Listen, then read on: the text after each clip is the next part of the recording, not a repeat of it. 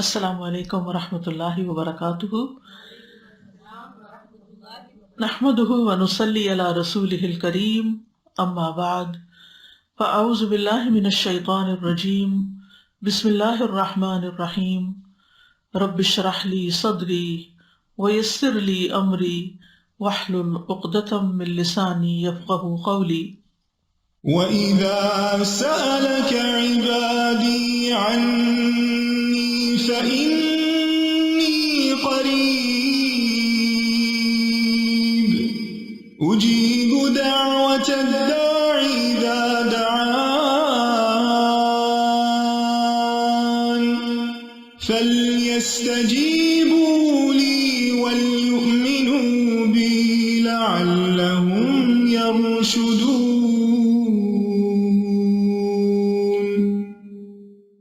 اور جب میرے بندے آپ سے میرے بارے میں سوال کریں تو کہہ دیجئے بے شک میں قریب ہوں، میں پکارنے والے کی پکار کا جواب دیتا ہوں۔ جب وہ مجھے پکارے تو ان کو چاہیے کہ وہ میرا حکم مانیں اور مجھ پر ایمان رکھیں تاکہ وہ ہدایت پائیں۔ فَاسْتَغْفِرُوهُ ثُمَّ تُوبُوا إِلَيْهِ إِنَّ رَبِّي قَرِيبٌ مُجِيبٌ۔ سو اس سے بخشش مانگو، پھر اس کی طرف پلٹ آؤ، یقیناً میرا رب قریب ہے، قبول کرنے والا ہے۔ اللہم لک الحمد لا حمد الا دون نعمائک ولک الشکر لا شکر الا یقصر عن آلائک، لک المن والاقدال والملک ربنا فلا شیء اعلی منک وامجد، ملیک علی عرش السماء مہیمن لعزتہ تعن الوجوہ وتسجد۔ اے اللہ، تیرے ہی لیے حمد ہے، کوئی حمد نہیں ہے مگر وہ تیرے انعامات سے کم ہے، یعنی ہم جتنی بھی تیری حمد کریں تیری نعمتوں کے مقابلے میں وہ بہت تھوڑی ہے، اور تیرے ہی لیے ہر قسم کا شکر ہے، کوئی شکر نہیں مگر وہ تیرے احسانات اور انعامات سے کم ہے۔ اے ہمارے رب، تیرے لیے ہی احسانات، مہربانیاں اور تیرے ہی لیے ہر طرح کی ملکیت ہے، پس تجھ سے بلند اور تجھ سے زیادہ بزرگی والی کوئی چیز نہیں ہے۔ تو آسمان کے عرش پر بادشاہ ہے، تو غالب ہے، تیری عزت و غلبے کی وجہ سے چہرے عاجزی اور سجدہ کرتے ہیں۔ اللہم صلی علی محمد وعلی آل محمد کما صلیت علی ابراہیم وعلی آل ابراہیم انک حمید مجید، اللہم بارک علی محمد وعلی آل محمد کما بارکت علی ابراہیم وعلی آل ابراہیم انک حمید مجید۔ آج ہم انشاءاللہ متفرق دعائیں پڑھیں گے، صبح سے لے کر شام تک مختلف مواقع کی مناسبت سے جو دعائیں ہم پڑھتے ہیں ان کے بارے میں کچھ بات کریں گے۔ دعا ہمیشہ عبادت کی نیت سے کی جانی چاہیے کہ ہم اللہ تعالیٰ کی عبادت کر رہے ہیں، ہم اللہ تعالیٰ کا ذکر کر رہے ہیں۔ اگر انسان اپنی زندگی میں کوئی پریشانی دیکھتا ہے یا اس کی زندگی میں کوئی خوف ہوتا ہے یا کوئی ایسی چیز ہوتی ہے جو اسے تکلیف دیتی ہے، تو جب اس کو دور کرنے کے لیے اپنے رب سے دعا کرتا ہے تو وہ صرف اس تکلیف اور اس پریشانی کو ہی ذہن میں نہ رکھے، بلکہ جس مقصد کے لیے وہ دعا مانگ رہا ہے، مثلاً یا اللہ میرے سر میں درد ہے تو اسے ٹھیک کر دے، تو صرف یہ مقصد نہیں ہونا چاہیے، بلکہ اعلیٰ ترین درجہ کیا ہے کہ میں اللہ سبحانہ تعالیٰ سے ایک قرب کا تعلق چاہتی ہوں، اللہ کے قریب ہونا چاہتی ہوں، عبادت کی نیت بھی کرے جو کہ سب سے بلند مقصد ہے، کیونکہ اللہ تعالیٰ نے ہمیں اپنی عبادت کے لیے پیدا کیا ہے، لہٰذا جب ہم دعا کرتے ہیں تو عبادت کی حالت میں ہوتے ہیں، اور اس طرح انسان کو اپنی دعا کے فائدہ مند ہونے کا یقین بھی زیادہ ہوگا۔ تو جب انسان سارا دن مختلف مواقع کی مناسبت سے دعائیں کرتا چلا جاتا ہے تو اس طرح انسان دراصل اپنے رب کی عبادت میں رہتا ہے۔ تو اس سلسلے میں عقل مند لوگوں کی جو صفت قرآن مجید میں بتائی گئی ہے وہ کچھ یوں ہے: الذين يذكرون الله قياما وقعودا وعلى جنوبهم ويتفكرون في خلق السماوات والأرض ربنا ما خلقت هذا باطلا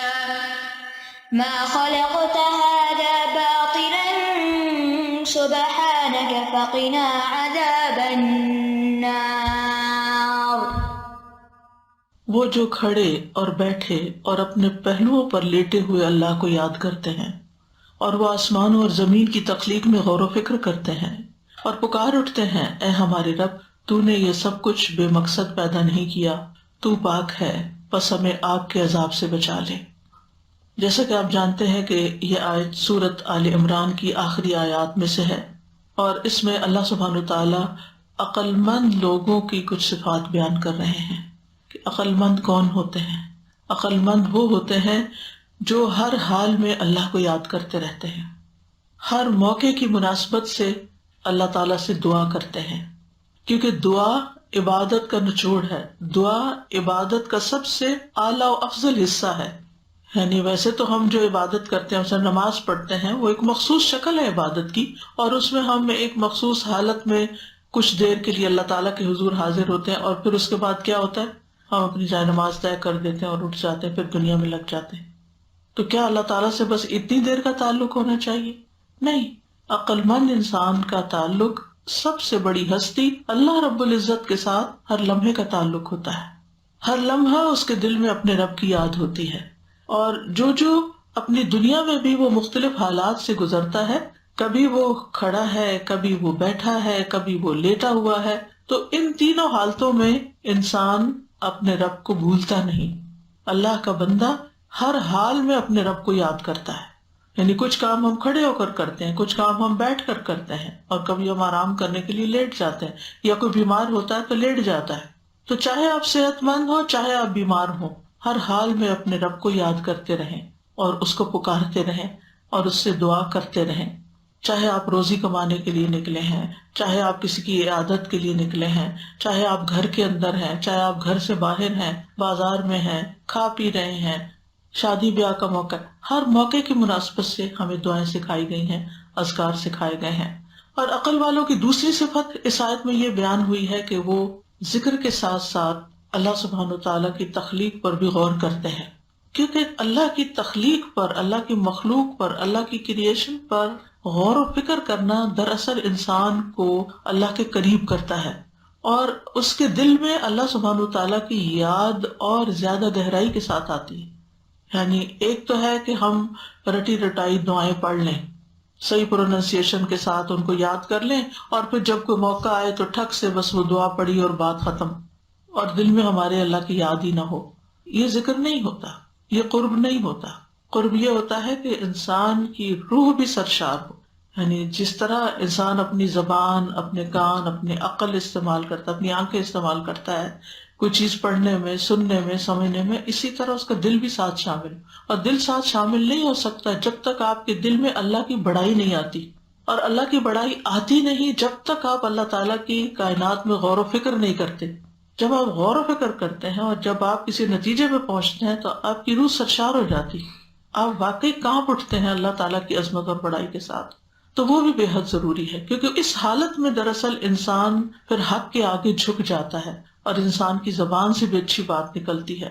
اور پھر وہ صرف اوپر اوپر کی لپ سروس نہیں ہوتی، اللہ تعالیٰ بہت بڑے ہیں اور ہم اللہ کا شکر ادا کرتے ہیں، اس طرح کی باتیں ہم روٹین میں بہت کہتے رہتے ہیں، لیکن ان باتوں کے ساتھ ہمارے دل کی حالت کیا ہوتی ہے اس پر ہم کبھی توجہ نہیں کرتے. لیکن عقل مند لوگ اللہ سبحانہ وتعالیٰ کو دل سے یاد کرتے ہیں اور غور و فکر کرتے ہیں، اور ہر حال میں، ہر موقع کی مناسبت سے وہ اللہ کو یاد کر رہے ہوتے ہیں. مجاہد کہتے ہیں کوئی بندہ اللہ تعالیٰ کو کثرت سے یاد کرنے والا تبھی ہوتا ہے جب وہ اللہ تعالیٰ کو کھڑے، بیٹھے اور لیٹے ہوئے یاد کرتا ہے. ابن قیم رحمہ اللہ کہتے ہیں ذکر وہ مطلوبہ عبادت ہے جس کی کوئی انتہائی حد ہی نہیں، یعنی جس کی کوئی لمٹ نہیں. باقی رمضان 30 روزے ہیں، حج کا مخصوص موسم ہے، زکوٰۃ سال میں 1 دفعہ ہوتی ہے، نماز دن میں 5 دفعہ ہوتی ہے، یہ عبادات ہیں. لیکن ذکر ایک ایسی عبادت ہے کہ جس میں کوئی لمٹ نہیں ہمیں بتائے گی کہ بس اتنی دیر، اتنے گھنٹے، اتنے دن، یہ اتنا وقت کرنا. اور پھر وہ کہتے ہیں کہ اللہ سبحانہ وتعالیٰ فرماتا ہے یا ایھا الذین آمنوا اذکروا اللہ ذکرا کثیرا، کثرت سے اللہ کو یاد کرو. اور کوئی وقت ایسا نہیں کہ جس کے ساتھ یہ عبادت خاص ہو، یعنی کہ صرف صبح کے اتنے وقت یا شام کے اتنے وقت، اور کوئی حالت ایسی نہیں کہ جس میں ذکر نہ کیا جا سکتا ہو. نبی صلی اللہ علیہ وسلم کثرت کے ساتھ اللہ کا ذکر کیا کرتے تھے اپنے تمام اوقات میں. یا کان یذکر اللہ علی کل احیانہ، تمام اوقات میں ذکر کرتے. آپ بستر پر لیٹتے تو مسلسل ذکر کرتے رہتے تھے حتیٰ کہ آپ کی یعنی آنکھیں سو جاتی. اور پھر صرف ذکر ہی نہیں ہوتا تھا، غور و فکر بھی ہوتا تھا. اور غور و فکر کی اہمیت کا اندازہ آپ اس سے لگا سکتے ہیں کہ صحابہ کرام کی عادت کیسے تھی. ام درداء سے پوچھا گیا کہ ابو درداء کا کیا حال تھا، یعنی ان کی عام عادت کیا تھی. انہوں نے کہا کہ اکثر وہ سوچوں میں غرق رہتے تھے، یعنی غور و فکر کیا کرتے تھے. ان سے پوچھا گیا کہ آپ کا کیا خیال ہے، کیا غور و فکر کرنا اعمال میں سے ایک عمل ہے، یعنی یہ بھی ہمارے اعمال میں شمار ہوگا؟ انہوں نے کہا ہاں، یہ ایک ایسا عمل ہے جس سے یقین حاصل ہوتا ہے. یعنی ایک تو ہے آپ ایمان لے آئے اللہ پر، اس کے رسولوں پر، کتابوں پر، جو آپ کو سکھایا گیا آپ نے سیکھ لیا، آپ نے شروع کر دیا. لیکن ایمان کا بھی ایک انتہائی درجہ ہوتا ہے، ٹاپ کا درجہ ہوتا ہے، اور وہ یقین ہوتا ہے. اور یہ اللہ تعالیٰ کی تخلیق پر غور کرنے سے ہی آتا ہے. ابن عون کہتے ہیں کہ غور و فکر کرنے سے غفلت ختم ہوتی ہے اور دل میں خشیت پیدا ہو جاتی ہے. جیسا کہ پانی کاشتکاری کے لیے نباتات اگاتا ہے، اسی طرح جتنا غم دلوں کو چمکاتے ہیں اتنا کوئی اور چیز دلوں کو نہیں چمکاتی، اور جتنا غور و فکر سے دل روشن ہوتے ہیں اتنا کسی اور چیز سے روشن نہیں ہوتے. یعنی غم سے انسان کا دل متاثر ہوتا ہے. چمکانے سے مراد یہاں پر پازیٹیو معنوں میں نہیں ہے، لیکن یہ کہ یعنی غم اندھیرا کر دیتے ہیں ایک طرح سے، اور ذکر جو ہے وہ ان میں روشنی پیدا کر دیتا ہے. یہ ابن عون کا قول ہے. امام بغوی نے اس کو ذکر کیا ہے. حسن بصری کہتے ہیں ایک گھڑی غور و فکر کرنا ساری رات کے قیام سے زیادہ بہتر ہے، کیونکہ اس میں انسان اللہ کے قرب کے فاصلے بہت تیزی سے طے کر لیتا ہے. تو ربنا ما خلقت هذا باطلا، انسان اس نتیجے پہ پہنچتا ہے کہ اللہ تعالیٰ نے کائنات میں کوئی بھی چیز بیکار پیدا نہیں کی، چاہے کوئی ایک پتا ہے، ایک مکھی ہے، ایک مچھر ہے، کوئی بھی چیز بے معنی نہیں، بے مقصد نہیں اور عبث نہیں، بلکہ ایک تو زمین کو انسان کے رہنے کی جگہ بنایا اور اس کی ضروریات کے لیے چیزیں پیدا کی، اور دوسرا یہ کہ بعض اوقات ایسی چیزیں انسان کی توجہ اپنی طرف کھینچ لیتی ہیں کہ جس کے ذریعے جو بنانے والا ہے، جو خالق ہے، جو اللہ الخالق ہے، اس کی عظمت دل میں بیٹھ جاتی ہے. سبحانکا، انسان پھر قدرتی طور پہ پکارتا ہے تو پاک ہے اس سے کہ کوئی عبث بیکار کام کرے. فقنا عذاب النار، تو ہمیں آگ کے عذاب سے بچا لے، یعنی ہر طرح کی برائیوں سے بچا کے رکھ اور نیک اعمال کی توفیق دے تاکہ ہم جہنم میں جانے سے بچ جائیں. یہاں آذان سے ہم شروع کریں گے. تو آذان کے الفاظ آپ کو معلوم ہیں، اللہ اکبر اللہ اکبر، اور پھر اشہد ان لا الہ الا اللہ 2 دفعہ، اور پھر اشہد ان محمد رسول اللہ 2 بار، حی علی الصلاۃ 2 بار، حی علی الفلاح 2 بار، اللہ اکبر 2 بار، اور پھر لا الہ الا اللہ. ٹھیک ہے. ابو سعید خدری کہتے ہیں رسول اللہ صلی اللہ علیہ وسلم نے فرمایا جب تم آذان سنو تو وہی کلمات کہو جو مؤذن کہتا ہے. یہ حکم دیا جا رہا ہے، لیکن افسوس یہ کہ بہت سے لوگ مسجد میں آ کر بھی آذان سنتے وقت توجہ نہیں کرتے اور جواب نہیں دیتے، اپنی ہی باتوں میں لگے رہتے ہیں. تو یہ ایک ادب کے خلاف بات ہے اور ایک بہت قیمتی موقع گنوا دینے والی بات ہے. یعنی آپ کچھ بھی کر رہے ہیں، جب آذان ہونے لگے تو وہیں روک دیں. اور دوسری حدیث سے پتہ چلتا ہے کہ حی علی الصلاح اور حی علی الفلاح جو ہے اس کا جواب لا حول ولا قوت الا باللہ ہے. ابو ہریرہ کہتے ہیں ایک مرتبہ ہم رسول اللہ صلی اللہ علیہ وسلم کے ساتھ وادی کے کسی بالائی حصے میں تھے کہ بلال رضی اللہ عنہ آذان دینے کے لیے کھڑے ہوئے. جب وہ آذان دے کر خاموش ہوئے تو رسول اللہ صلی اللہ علیہ وسلم نے فرمایا جو شخص بلال کے کہے ہوئے کلمات کی طرح دل کے یقین کے ساتھ یہ کلمات کہے، یعنی اس کے پیچھے پیچھے دہرائے، وہ جنت میں داخل ہوگا. کل ہم نے جنت کی تفصیلات پڑھی تھی اور وہ اعمال بھی پڑھے تھے جو جنت میں لے جانے والے ہیں. تو ان میں ایک عمل یہ بھی شامل کر لیجئے کہ آپ جب آذان سنیں تو دل کے یقین کے ساتھ ان کلمات کو دہرائیں. نہیں، ہاتھوں سے کام نہیں چھوڑنا چاہیے، کام نہیں چھوڑنا، لیکن یہ کہ توجہ ہونی چاہیے اور زبان سے جواب دینا چاہیے دل کے یقین کے ساتھ. پھر آذان کے بعد دعا پڑھنی چاہیے. ٹھیک ہے. آذان کے بعد کی دعاؤں میں پہلی دعا اللہم رب هذه الدعوة التامة والصلاة القائمة آت محمدا الوسیلة والفضیلہ وابعثه مقاما محمودا الذی وعدتہ. یہ جو ورزقنا شفاعت وغیرہ کی بات ہے نا، یہ ایڈیشن ہے، یہ نہیں پڑھنی چاہیے. بس اصل دعا اتنی ہی ہے اور اتنی ہی کافی ہے. اے اس مکمل پکار کے مالک اور قائم ہونے والی نماز کے رب، تو محمد صلی اللہ علیہ وسلم کو مقام وسیلہ عطا فرما اور خاص فضیلت دے اور انہیں مقام محمود پر فائز فرما جس کا تو نے ان سے وعدہ کر رکھا ہے۔ اذان کے بعد جو شخص یہ دعا پڑھے گا اسے نبی صلی اللہ علیہ وسلم کی شفاعت نصیب ہوگی۔ یہ صحیح بخاری کی روایت میں ہمیں معلوم ہوتا ہے۔ دوسری دعا ہے وَأَنَا أَشْهَدُ أَن لَا إِلَٰهَ إِلَّا اللَّهُ وَحْدَهُ لَا شَرِيكَ لَهُ وَأَشْهَدُ أَنَّ مُحَمَّدًا عَبْدُهُ وَرَسُولُهُ رَضِيتُ بِاللَّهِ رَبًّا وَبِالْإِسْلَامِ دِينًا وَبِمُحَمَّدٍ نَبِيًّا۔ اور میں بھی گواہی دیتا ہوں، جب مؤذن گواہی دے چکے اشہد ان لا الہ الا اللہ اشہد ان محمد رسول اللہ، تو اذان کے بعد باقی بھی جواب دینے کے بعد چاہے آپ اشہدو سے شروع کر لیں، لیکن نبی صلی اللہ علیہ وسلم وَأَنَا أَشْهَدُ بھی کہا تھا۔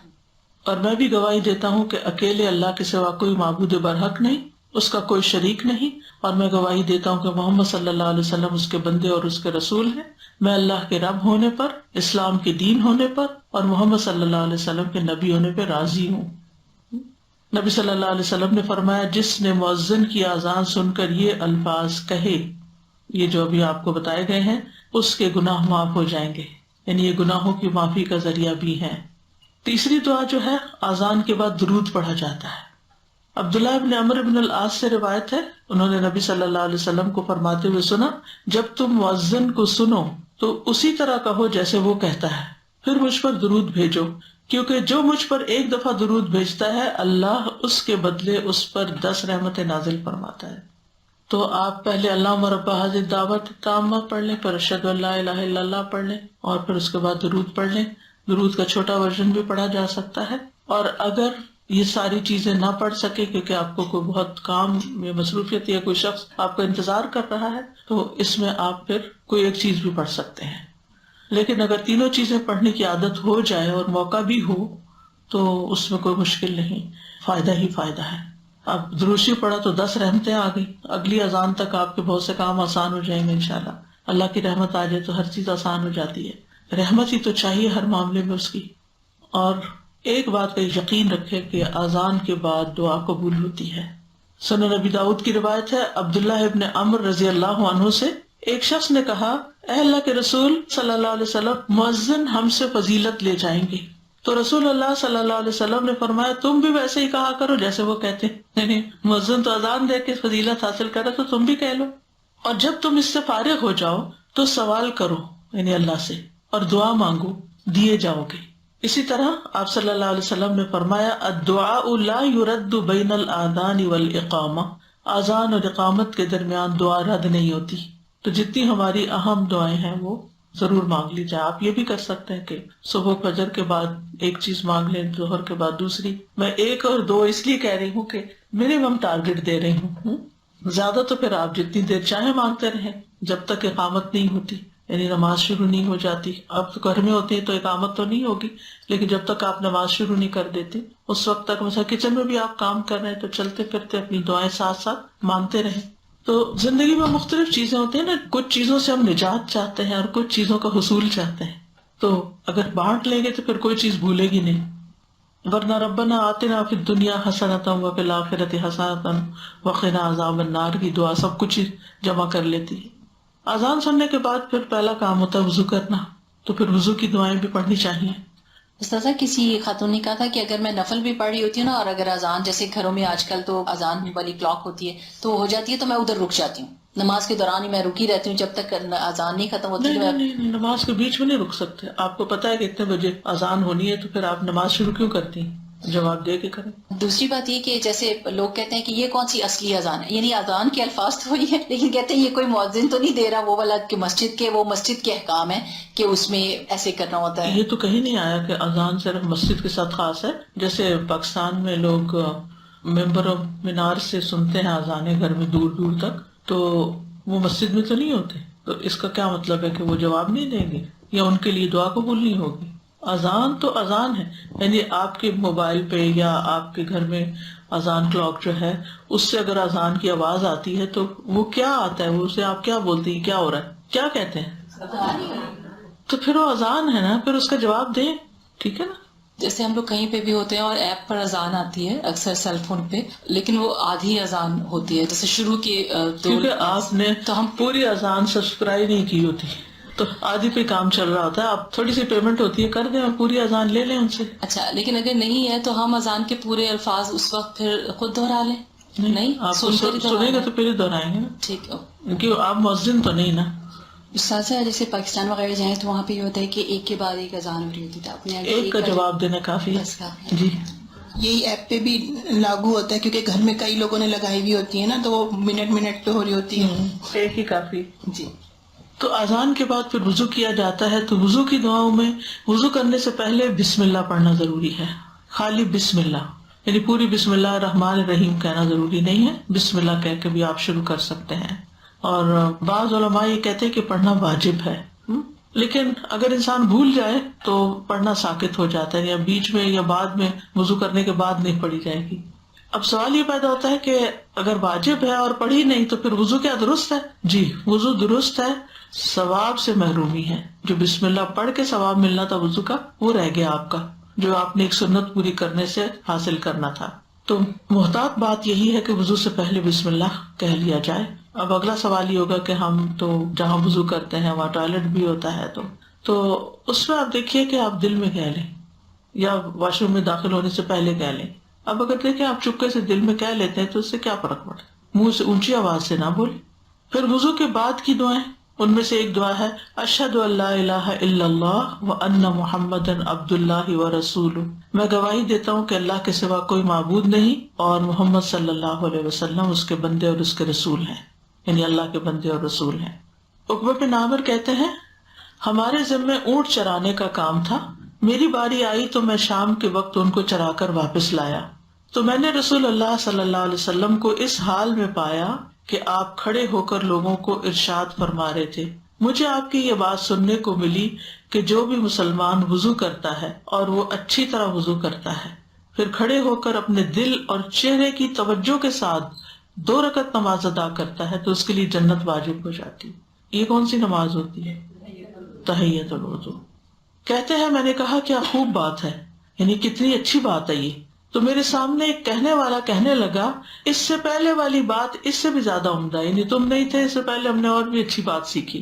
میں نے دیکھا تو وہ عمر رضی اللہ عنہ تھے جو یہ کہہ رہے تھے. انہوں نے کہا میں نے دیکھا ہے تم ابھی آئے ہو، آپ نے اس سے پہلے فرمایا تھا کہ تم میں سے جو شخص بھی وضو کرے اور اپنے وضو کو پورا کرے یا خوب اچھی طرح وضو کرے پھر یہ کہے اشہد ان لا الہ الا اللہ وان محمدن عبد اللہ ورسولہ تو اس کے لیے جنت کے 8 دروازے کھل جاتے ہیں جس سے چاہے داخل ہو جائے. یعنی اگر اس کے بعد اس کی وفات ہو جاتی ہے اس وضو کے بعد تو یہ بھی جنت میں لے جانے والا عمل ہے. دوسری دعا ہے اللہم اجعلنی من التوابین واجعلنی من المتطہرین، اے اللہ مجھے توبہ کرنے والوں اور پاک رہنے والوں میں سے بنا دے. یہ حضرت عمر بن خطاب کی روایت ہے، فرمایا جو وضو کرے، یعنی نبی صلی اللہ علیہ وسلم نے فرمایا جو وضو کرے اور اچھی طرح وضو کرے پھر یوں کہے اشہد ان لا الہ الا اللہ وحدہ لا شریک لہ واشہد ان محمدا عبدہ ورسولہ اللہم اجعلنی من التوابین واجعلنی من المتطہرین تو اس کے لیے جنت کے 8 دروازے کھول دیے جائیں گے جس سے چاہے داخل ہو جائے. یعنی ان دونوں دعاؤں کو اکٹھا ملا کے پڑھ لیں. ٹھیک ہے. اور وضو سے انسان کو ظاہری اور باطنی طہارت حاصل ہو جاتی ہے. جب ایک مسلم یا مومن بندہ وضو کرتا ہے اور اپنا چہرہ دھو لیتا ہے تو پانی یا پانی کے آخری قطرے کے ساتھ اس کے چہرے سے وہ سارے گناہ دھل جاتے ہیں جسے اس نے اپنی آنکھوں سے دیکھتے ہوئے کیا تھا. پھر وہ جب اپنے ہاتھ دھوتا ہے تو پانی یا پانی کے آخری قطرے سے اس کے ہاتھوں کے سارے گناہ خارج ہو جاتے ہیں جو اس نے کسی گناہ میں اپنے ہاتھ کو استعمال کیا تھا. اور اسی طرح پاؤں کے بارے میں بھی آتا ہے کہ آخری قطرے کے ساتھ آخری گناہ بھی دھل جاتا ہے جو انسان نے پاؤں سے چل کے کہیں جا کے کوئی غلط کام کیا ہو، حتیٰ کہ وہ گناہوں سے پاک ہو کے نکلتا ہے. تو وضو جو ہے وہ انسان کو پاک کرنے والا ہے. ظاہری طہارت بھی ہوتی ہے اور روحانی بھی، گناہوں سے پاکیزگی بھی. تیسری دعا ہے سبحانک اللہم و بحمدک لا الہ الا انت استغفرک و اتوب الیک. تو پاک ہے اللہ اپنی تعریفوں کے ساتھ، نہیں کوئی معبود برحق مگر تو ہی، میں تجھ سے بخشش طلب کرتا ہوں اور تیری طرف رجوع کرتا ہوں. رسول اللہ صلی اللہ علیہ وسلم نے فرمایا جس نے وضو کیا اور کہا سبحانک اللہم و بحمدک لا الہ الا انت استغفرک و اتوب الیک، تو ان کلمات کو ایک کاغذ میں لکھ کر ان پر مہر لگا دی جاتی ہے جسے قیامت کے دن تک پھاڑا نہیں جا سکے گا، یعنی انسان کے لیے اجر محفوظ ہو جاتا ہے۔ اسی طرح پھر بیت الخلاء میں داخل ہونے کی دعائیں ہیں، بسم اللہ پڑھ کر داخل ہونا چاہیے۔ حضرت علی کہتے ہیں رسول اللہ صلی اللہ علیہ وسلم نے فرمایا جنوں کی آنکھوں اور بنی آدم کی شرمگاہوں کا پردہ یہ ہے کہ جب ان میں سے کوئی بیت الخلاء میں داخل ہو تو بسم اللہ پڑھ لے، یعنی جب اندر جانے لگے تو بسم اللہ پڑھ کے اندر جائیں۔ اچھا، یہ جو بات آئی ہے کہ جنوں کی آنکھوں کا پردہ ہے اور بنی آدم کی شرمگاہوں کا، اس کا کیا مطلب ہے؟ بیت الخلاء وغیرہ میں جن ہوتے ہیں نا، تو وہ انسان کو نہیں دیکھ سکتے، اور جب دیکھ نہیں سکتے تو نہ نظر لگا سکتے ہیں اور نہ ہی کوئی نقصان دے سکتے ہیں، ٹھیک ہے، یعنی انسان محفوظ ہو جاتا ہے، کیونکہ جب انسان کپڑے اتار دیتا ہے، جیسے نہانے کے لیے آپ جاتے ہیں تو فرشتے تو آپ سے الگ ہو جاتے ہیں، جو حفاظت کے فرشتے ہوتے ہیں وہ چھوڑ دیتے ہیں آپ کو اس وقت۔ پھر ایک اور دعا ہے اعوذ باللہ من الخبث والخبائث، میں اللہ کی پناہ چاہتا ہوں ناپاک جنوں اور ناپاک جننیوں سے، یعنی فیمیل سے بھی۔ رسول اللہ صلی اللہ علیہ وسلم نے فرمایا قضاء حاجت کی یہ جگہیں جن اور شیطان کے موجود رہنے کی جگہ ہیں، جب تم میں سے کوئی شخص بیت الخلاء جائے تو یہ دعا پڑھے۔ پھر بیت الخلاء سے نکلتے وقت کی دعا ہے غفرانک، اے اللہ میں تیری بخشش کا طلبگار ہوں۔ حضرت عائشہ کہتی ہیں کہ نبی صلی اللہ علیہ وسلم جب بیت الخلاء سے باہر نکلتے تو یہ دعا پڑھا کرتے تھے غفرانک، اے اللہ میں تیری بخشش کا طلبگار ہوں۔ اس کی کیا حکمت ہے کہ اتنی دیر انسان اللہ کے ذکر سے، اللہ کے عبادت سے محروم رہا، تو اس وقت کے جانے پر بھی تیری بخشش کا طلبگار، اور وہ جو ہم بغیر وہاں جائے وقت ضائع کرتے رہتے ہیں اور اللہ کو یاد نہیں کرتے، اس پہ کتنی دفعہ استغفار کرنی چاہیے۔ جیسے آپ نے ابھی بتایا حدیث کے پاؤں کے بھی گناہ دھل جاتے ہیں، تو ہم جو بوڑھے نہیں ہیں، جیسے ہمیں جلدی ہوتی ہے کہ ہم نے مسح کرنا ہے، ہم نے جرابیں پہنی ہیں، تو اب کیا اس کے ساتھ مطلب وہی حکم ہمارے پہ بھی آتا ہے اگر ہم مسح کر رہے ہیں پیروں کو تو کہ گناہ دھل جائیں گے، یعنی وضو تو پورا ہو کیا نا؟ ہاں، تو مسح کی جو رخصت دی ہوئی ہے نا جرابوں میں مسح کی، تو اس میں آپ دیکھیے کہ حدیث میں آتا ہے کہ اللہ تعالیٰ کو یہ بات پسند ہے کہ اس کی رخصتوں سے بھی ایسے ہی فائدہ اٹھایا جائے جس طرح اس کی عزائم سے، یعنی اس کے جو احکام کی پابندی سے فائدہ اٹھایا جاتا ہے، ٹھیک ہے، تو رخصتوں سے فائدہ اٹھانا چاہیے۔ عبادت میں اصل چیز اطاعت ہے، یعنی کس کام کو کیا چیز عبادت بنا دیتی ہے، یعنی ہم کوئی بھی ایکٹ کرتے ہیں وہ عبادت ہے یعنی کیا چیز اس کو بنائے گی؟ سبمیشن، اطاعت۔ اللہ تعالیٰ نے فرمایا کر لو، کر لیتے، اللہ تعالیٰ فرماتے رک جاؤ، رک جاتے۔ تو یہ کبھی بھی نہیں بھولنا چاہیے کہ عبادت کی اصل اطاعت ہے، بات مان لینا، کیونکہ اپنے آپ کو مشقت میں ڈالنا جو ہے وہ عبادت نہیں ہے۔ اس کے بارے میں کوئی حدیث سنائیں گے آپ مجھے؟ مطلب وہ کندھے پہ بچوں کے ہاتھ رکھ کے جا رہا تھا اور وہ اس کو گھسیٹ رہے تھے، حج کروا رہے تھے کہ پیدل حج کرنے کی نظر مانی، تو آپ نے کیا اس کو پسند کیا کہ واہ کتنا اس کی ہمت ہے کہ اپنے آپ کو مصیبت میں ڈالے ہوئے؟ رسول اللہ صلی اللہ علیہ وسلم نے فرمایا اللہ تعالیٰ کو یہ نہیں چاہیے کہ تم مشقت میں مشقت۔ اس کے علاوہ کوئی اور وقت؟ جی، جو بغیر کھائے روزہ پھر دوبارہ رکھ لیتے تھے وہ بھی منع کیا گیا۔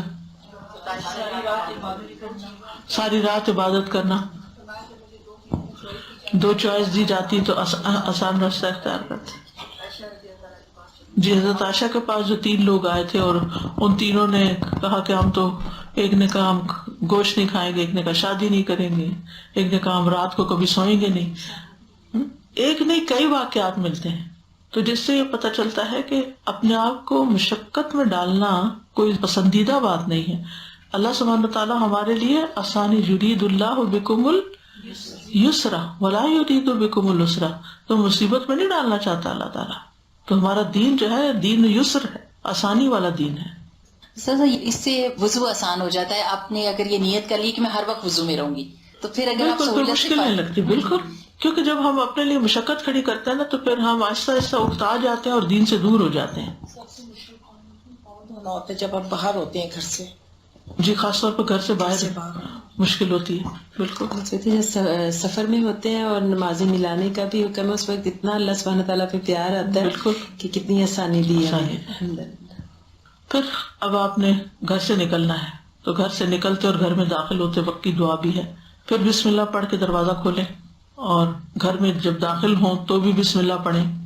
جابر کہتے ہیں میں نے رسول اللہ صلی اللہ علیہ وسلم کو فرماتے ہوئے سنا جب آدمی اپنے گھر میں داخل ہوتا ہے تو وہ داخل ہوتے وقت اور کھانا کھاتے وقت اللہ کا نام لیتا ہے تو شیطان کہتا ہے کہ آج تمہارے لیے اس گھر میں نہ رات گزارنے کی جگہ اور نہ ہی رات کا کھانا ہے. اس نے اپنا کھانا بھی پروٹیکٹ کر لیا, گھر بھی.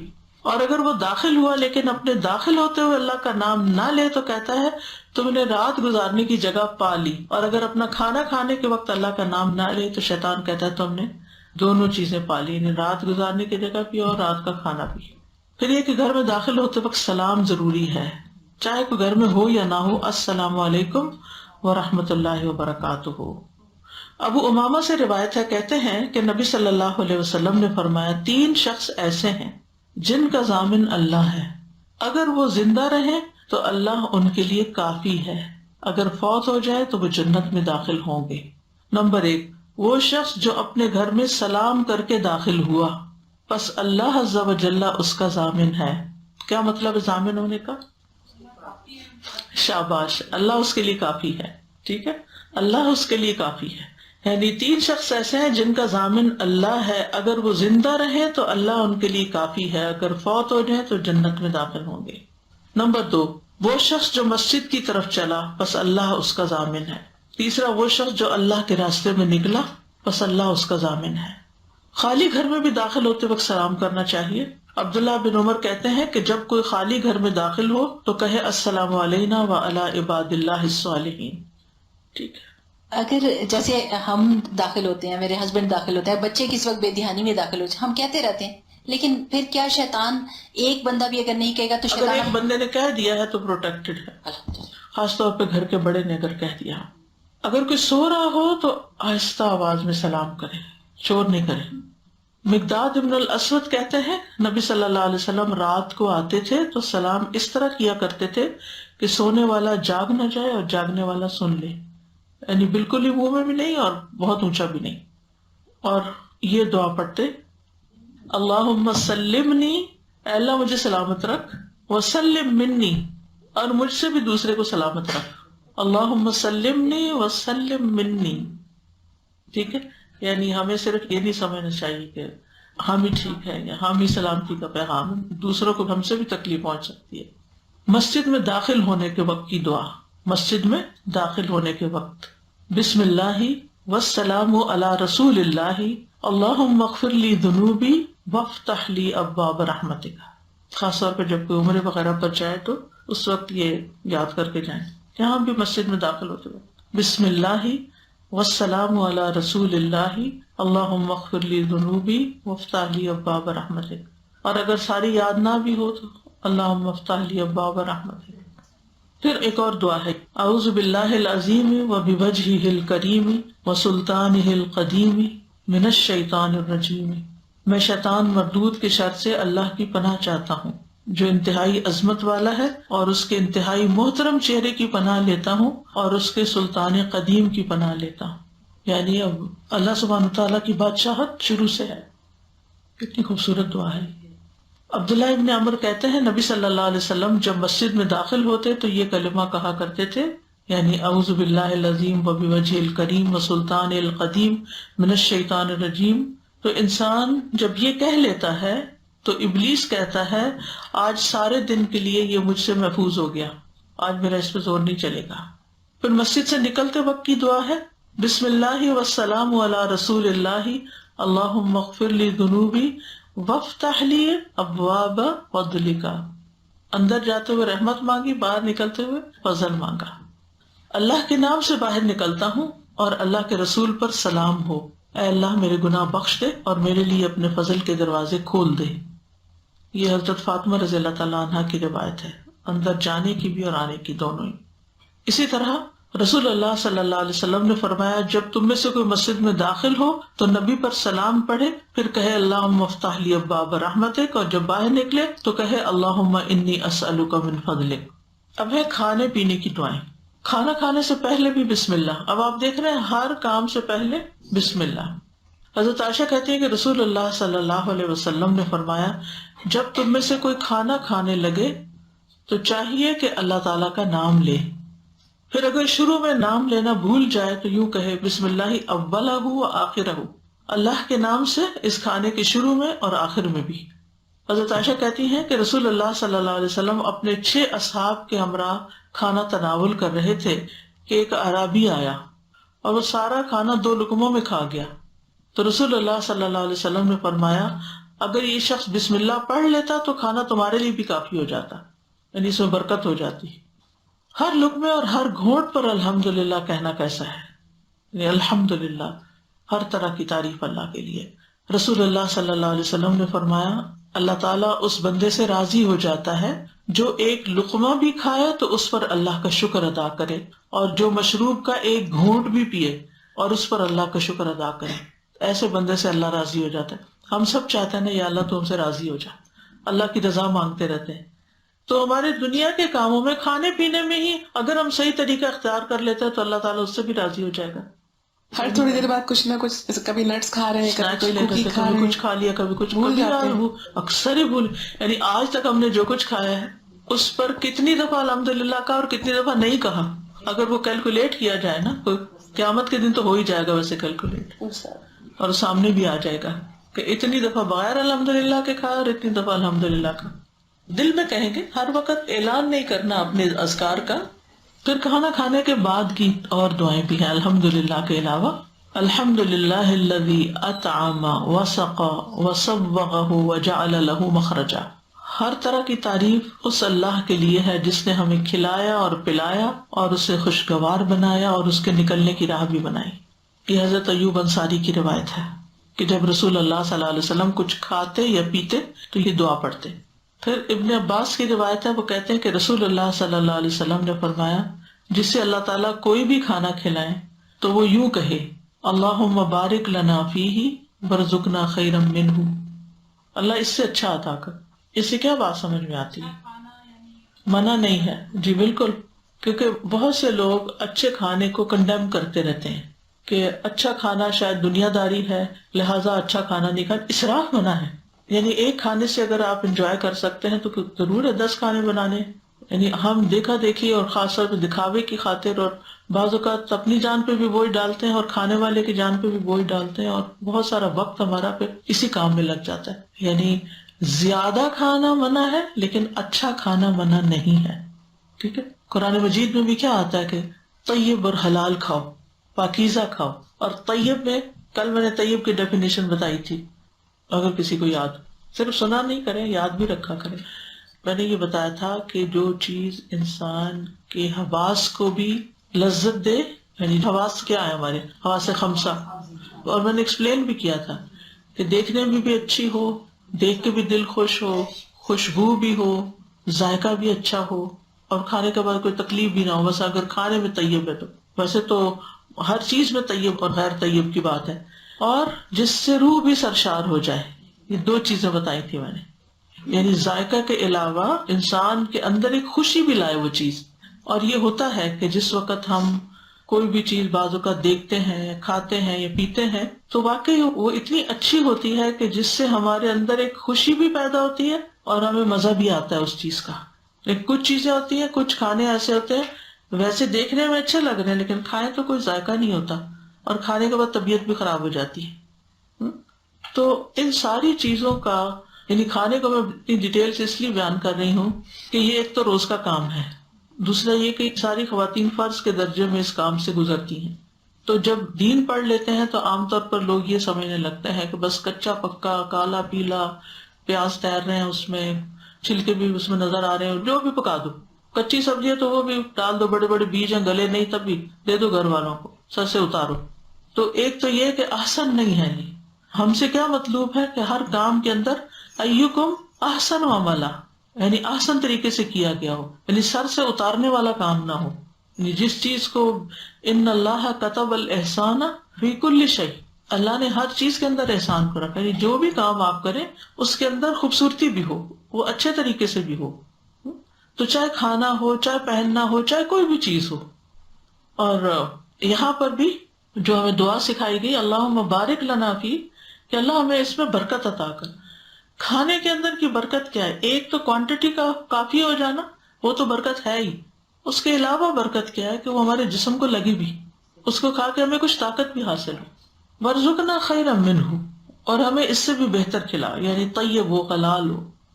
پھر ایک اور دعا ہے، رسول اللہ صلی اللہ علیہ وسلم نے فرمایا جو شخص کھانا کھا کر یوں کہے الحمدللہ الذی اطعمنی ھذا الطعام ورزقنیہ من غیر حول منی ولا قوہ، اس کے پچھلے سارے گناہ بخش دیے جائیں گے. اللہ کا شکر جس نے مجھے یہ کھانا کھلایا اور اس نے مجھے رزق عطا فرمایا جس میں میری کوئی قوت اور طاقت شامل نہیں تھی. پیدا تو اللہ ہی نے کیا. کتنی حیرت کی بات ہے کہ آپ کھانا کھا رہے ہیں اور صرف آپ نے دعا پڑھ لی ہے اور آپ کے گناہ معاف ہو گئے ہیں. کیونکہ بعض اوقات خریدتے ہوئے، بعض اوقات پکاتے ہوئے، بعض اوقات کھلاتے ہوئے کوئی نہ کوئی غلطیاں ہو جاتی ہیں نا ہم سے. یعنی مومن کی زندگی اس طرح گزرتی ہے کہ جو جو کام کرتا جاتا ہے ساتھ دعائیں پڑھتا جاتا ہے اور ساتھ اپنے اعمال کی صفائی کرتا جاتا ہے. لیکن آپ دیکھیے کہ ہر دعا کی اپنی ایک فضیلت ہے نا. یعنی وہ میں سن رہی تھی، ایسی چھوٹی سی کو کلپ تھا، تو اس میں وہ کہہ رہے تھے کہ کھانا یوں چبا کے کھائیں اور پھر کھانے کے بعد کھانے کی جگہ سے ایک دم نہ اٹھ جائیں، وہاں تھوڑی دیر بیٹھیں. کھانے کے درمیان زیادہ باتیں نہ کریں، لیکن کھانے کے بعد اگر آپ نے کوئی بات کرنی ہے یعنی کہ اپنے آپ کو تھوڑا سا ریلیکس کریں. تو ہمارے لیے تو یہ دعائیں ہیں، جہاں آپ کا ٹیبل لگا ہے وہاں کہیں نظر کی حد میں آپ لگا چھوڑیں یہ دعائیں، اور اگر ابھی یاد نہیں تو دیکھ دیکھ کے پڑھتے رہیں حتیٰ کہ یاد ہو جائیں. ابو امامہ کہتے ہیں نبی صلی اللہ علیہ وسلم جب کھانے سے فارغ ہوتے یا کہا کہ جب اپنا دسترخوان اٹھاتے تو یہ دعا پڑھتے الحمدللہ الذی کفانا واروانا غیر مکفی ولا مکفور. تمام تعریفیں اس اللہ کے لیے ہیں جس نے ہماری کفایت کی اور ہمیں سیراب کیا. ہم اس کھانے کا حق پوری طرح ادا نہ کر سکے اور ہم اس نعمت کے منکر بھی نہیں ہیں. پھر ایک اور دعا ہے الحمدللہ کثیرا طیبا مبارکا فیہ غیر مکفی ولا مودع ولا مستغنا عنہ ربنا. الحمدللہ کثیرا، اللہ کے لیے بہت زیادہ تعریف، طیبا پاکیزہ، مبارکن فیہ اس میں برکت ڈالی گئی ہے، غیر مکفی نہ یہ کھانا کفایت کیا گیا ہے، مطلب یہ کہ ایسا نہیں کہ اب یہ آخری کھانے کو اور ضرورت نہیں پڑے گی پھر بھوکے ہو جائیں گے، ولا مودع اور نہ اسے ودا کیا گیا ہے، ولا مستغنا عنہ ربنا اور نہ اس سے بے نیاز ہوا جا سکتا ہے رب ہمارے. پریکٹیکل کیا احساس دلاتی ہیں بندے کو، اپنی اوقات یاد کراتی ہیں کہ ہم کتنے محتاج ہیں اللہ کے اور اللہ کی نعمتوں کے. پوری عبادت ہوگی آپ کی کھانے کی میز پر. رسول اللہ صلی اللہ علیہ وسلم کے ایک خادم جنہوں نے 8 سال تک نبی صلی اللہ علیہ وسلم کی خدمت کی، ان سے روایت ہے کہ آپ کے سامنے جب کھانے کو پیش کیا جاتا تو بسم اللہ کہہ کر شروع فرماتے، فارغ ہو جاتے تو یہ دعا پڑھتے اللہم اطعمت و اسقیت و اغنیت و اقنیت و ہدیت و احییت فلک الحمد علی ما اعطیت. اے اللہ تو نہیں کھلایا، تو نہیں پلایا، تو ہی غنی کرتا ہے، تو ہی فقیر کرتا ہے، تو نے ہی ہدایت دی ہے، تو نے ہی زندگی عطا فرمائی، اور جو تو نے کیا اس پر تیری ہی تعریف ہے. اطعمت و اسقیت و اغنیت و اقنیت و ہدیت و احییت فلک الحمد علی ما اعطیت. پھر یہ دعا صحابی کی ہے جو میں اب بتانے والی ہوں. عروہ بن زبیر رضی اللہ عنہ کے سامنے جب کوئی کھانے پینے کی چیز آتی، یہاں تک کہ دوائی بھی کھاتے، تو اس کو کھاتے پیتے اور کہتے، یعنی اس وقت یہ دعا پڑھتے الحمدللہ الذی ہدانا واطعمنا وسقانا ونعمنا اللہ اکبر اللہم الفتنا نعمتک بکل شر فاصبحنا منها وامسینا بکل خیر فنسألک تمامها وشکرها لا خیر الا خیرک ولا الہ غیرک الہ الصالحین ورب العالمین الحمدللہ ولا الہ الا اللہ ما شاء اللہ ولا قوة الا باللہ اللہم بارک لنا فیما رزقتنا وقنا عذاب النار. یہ ان کے دل سے نکلی ہوئی ایک دعا ہے. اتنی اللہ کی تعریف کرتے تھے دوا کھا کے بھی. ہمارے پاس تو الفاظ ہی نہیں ہوتے، کسی کو دعا دینے کے الفاظ نہیں ہوتے، اپنے لیے مانگنے کے الفاظ نہیں ہوتے، اللہ کی تعریف کے الفاظ نہیں ہوتے، کیونکہ توجہ نہیں ہے نا اس طرح. خیال آ رہا ہے استاذ جی کہ یہ اتنی ساری دعائیں کھانے کے بعد کی کتنی، یہ ان کی طرف سے جو کھاتے بہت کم تھے. بالکل ہم کھاتے زیادہ اور دعائیں کم یا ہے ہی نہیں. الحمدللہ تک کہنا بھول جاتے ہیں. اور ایک اور بھی چیز استاد، جب ہم ان دعاؤں میں مشغول ہو جائیں گے تو نعمت کا احساس کتنا بڑھے گا. اور جو عام طور سے کھانے کی ٹیبل پر ہی جو بحث مباحثے ہوتے ہیں یا کھانے پہ تنقید ہوتی ہے، اس سے کتنا بچ جائیں گے. بالکل. اور ایک سکینت، دیکھیں نا آج گھروں میں سکینت نہیں رہی، چیزیں بہت ہو گئی، سکینت کوئی نہیں، سکون نہیں. پھر دودھ پینے کے بعد کی دعا، اللہم بارک لنا فیہ وزدنا منہ.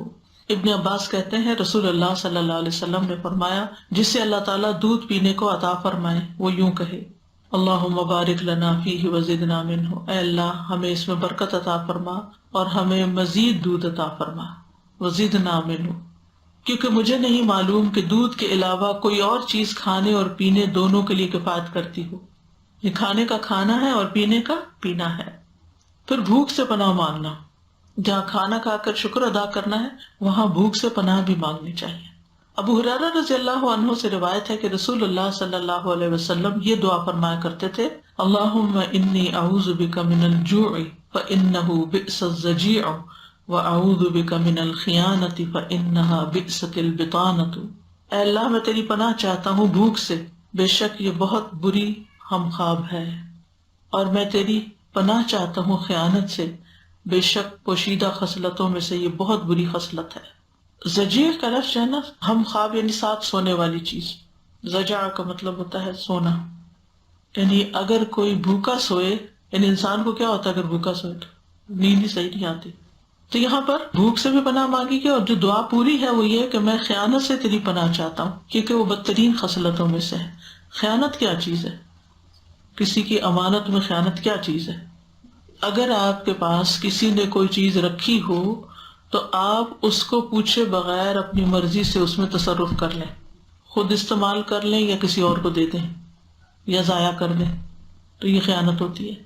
پھر شدت بھوک کے وقت کی دعا، لا الہ الا اللہ الواحد القہار رب السماوات والارض وما بینہما العزیز الغفار.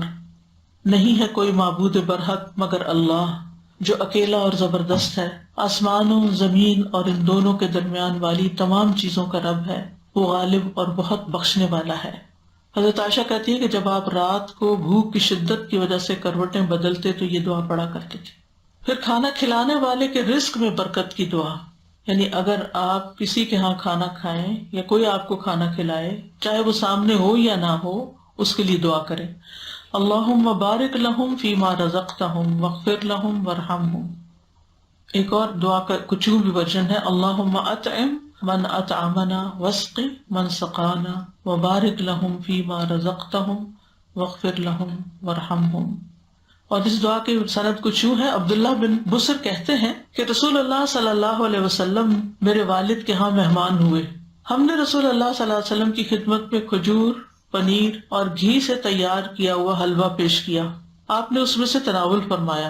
پھر آپ کے سامنے کھجوریں پیش کی گئیں تو آپ کھجوریں کھا رہے تھے اور گٹلیاں اپنی دونوں انگلیوں کے درمیان ڈالتے جا رہے تھے، یعنی کٹھی کر رہے تھے، یعنی ادھر ادھر نیچے نہیں پھینک رہے تھے.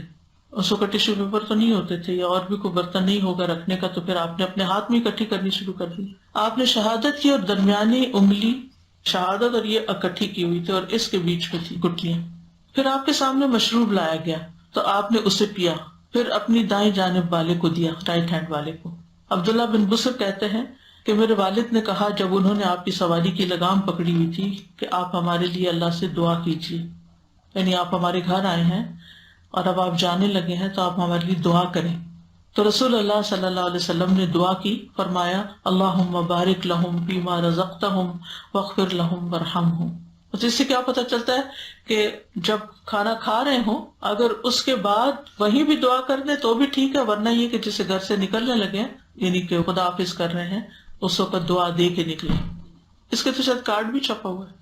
اسی طرح میزبان کے لیے دعا ہے افطر عندکم الصائمون واکل طعامکم الابرار وصلت علیکم الملائکہ. روزے دار تمہارے ہاں افطار کیا کریں، نیک صالح لوگ تمہارا کھانا کھایا کریں اور فرشتے تمہیں دعائیں دیا کریں.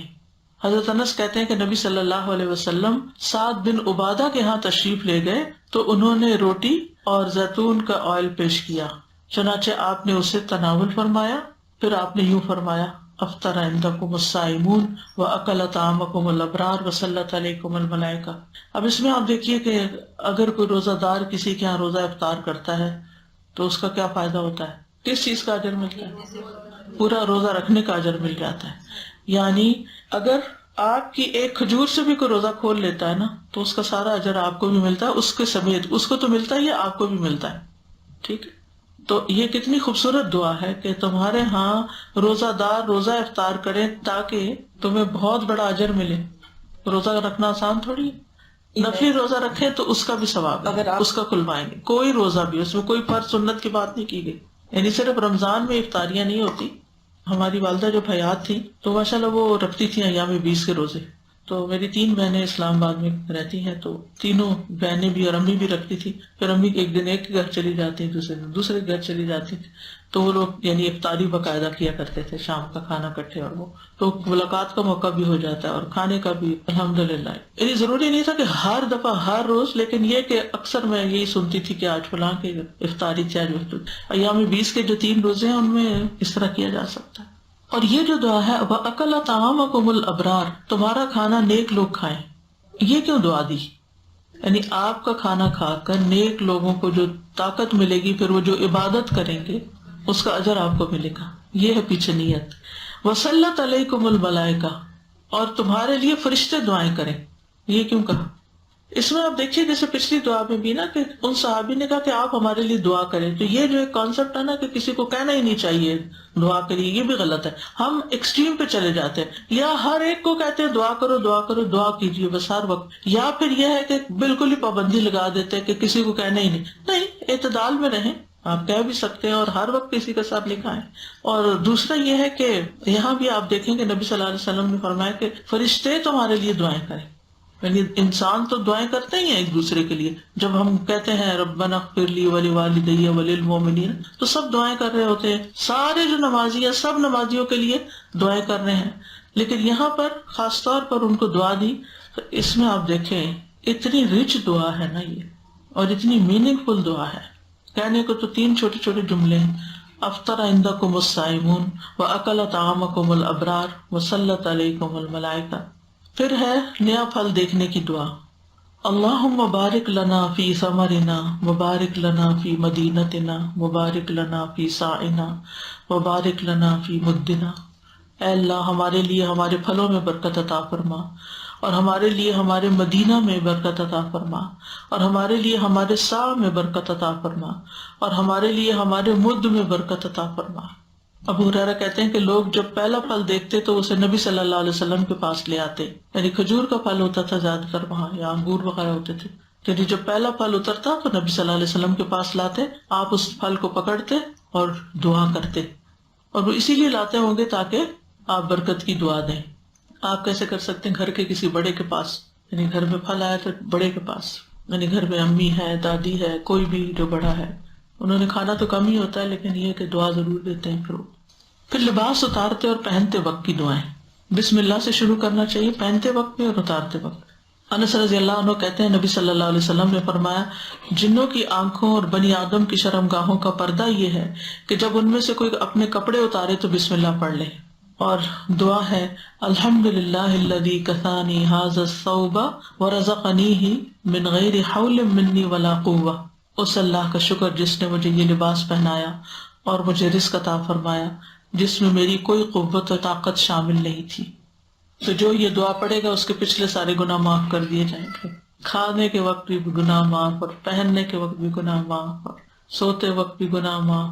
تو اس سے کیا پتہ چلتا ہے, جو بات شروع میں نے کی تھی کہ مومن کی ساری زندگی ہی ایک عبادت ہوتی ہے, اور وہ کھڑے بیٹھے لیٹے ہر حال میں اللہ کو یاد کرتا رہتا ہے, اور ہر موقع کی مناسبت سے دعائیں پڑھتا رہتا ہے. اگر آپ کو یہ دعائیں زبانی نہیں بھی یاد تو اس سے ملتی جلتی اردو میں کچھ نہ کچھ دعائیں, یا اپنی زبان میں کچھ نہ کچھ مانگ لیا کریں. یعنی دل ہی دل میں یا زبان سے جیسا بھی موقع ہو, لیکن عقل مند وہی ہے جو ہر حال میں اللہ کو یاد رکھے. باسی کھانے کے بارے میں آپ کیا کہتی ہیں؟ کچھ لوگ بالکل پسند نہیں کرتے کہ باسی روٹی نہیں کھانی، مطلب برا سمجھتے ہیں. باسی روٹی میں بہت فائدہ ہے. میں جانتی ہوں بچپن میں ہمارے ہمسائے ہوتے تھے، وہ جو ناشتے کی روٹی ہوتی تھی نا وہ رات کو پکا کے سوتے تھے کہ اس میں معلوم نہیں کیا چیز پیدا ہو جاتی ہے صبح تک جو طاقت دیتی ہے. یہ کانسیپٹ ہے، مجھے اس کی حقیقت نہیں پتا، سائنٹیفک ریزن نہیں پتا، لیکن باسی سے مراد وہ باسی کھانا ہوتا ہے کہ جو طبیعت خراب کر دیتا ہے انسان. جی استاد جی، اس دعا کے بارے میں اپنا پرسنل ایکسپیرینس بتانا چاہ رہی تھی. یہ دعائیں ویسے تو الحمدللہ اللہ کا شکر ادا کرنے کے لیے بھی ہے، بہت ساری پیٹ کی بیماریوں میں فائدہ دیا استاد جی. خاص طور پہ وہ والی جو دعا ہے سوّقہ وجعلہ مخرجہ. اس بچی کی مدر نے مجھے کہا کہ پتہ نہیں وہ 4-5 سال کی تھی جب سے بغیر میڈیکیشن کے she couldn't go to the washroom. اس کو کانسٹیپیشن کی اتنی شدید پرابلم تھی. تو ان کو میں نے یہ دعا بتائی استاذہ جی. اس کے بعد ان کا تو روتے ہوئے فون آیا، انہوں نے کہا کہ اتنا زیادہ بچی کو فرق پڑا کہ اس کی تو دوا چھوٹ گئی. سبحان اللہ. تو یہ دعائیں صرف اللہ کا شکر ادا کرنے کے لیے بھی نہیں ہے، خاص طور پہ جن کو کوئی بھی پیٹ کی بیماری ہے تو اسپیشلی اس والی دعا کو جعلہ مخرجہ جو ہے نا وہ ضرور اس کو اپنائیں، اور سوّقہ ہو کہ اچھی چیزیں ایبزارب ہو جائیں اور خراب چیزیں نکل جائیں. جزاک اللہ خیر. وآخر دعوانا ان الحمد للہ رب العالمین. سبحانک اللہم وبحمدک اشہد ان لا الہ الا انت استغفرک واتوب الیک. السلام علیکم ورحمۃ اللہ وبرکاتہ.